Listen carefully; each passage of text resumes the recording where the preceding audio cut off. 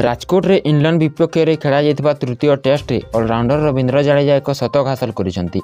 तृतीय test match प्रथम दिन में तृतीय अधिवेशन में जडेजा 198 बॉल रे 100 रन पूरण करथिले। एहा पूर्व रोहित शर्मा एक शतक इनिंग्स खेलिथिले। जडेजा तांको इनिंग्स रे 7टी चौका एवं 2टी छक्का मारिछंती। टेस्ट रे एहा रवींद्र जडेजांकर चतुर्थ शताब्दी। जडेजा भारतीय इनिंग्स रो 82तम ओभर रे गोटिए रन नै निजर शतक पूरण करथिले। शताब्दी पूर्ण करने पर जडेजांकर कौनसी बड़ उत्सव नथिला, कारण डेब्यू मैच खेलुवा सरफराज खान मात्र गोटे बॉल पूर्व भूल हेतु आउट हो जाते। सरफराज भल बैटिंग करथिले एवं 66 बॉल रे 62 रन स्कोर करने पर आउट होते। सकाळ अधिवेशन में भारत टॉस जीति प्रथम बैटिंग करथिला। 33 रन पर भारत 3टी विकेट हराइथिला।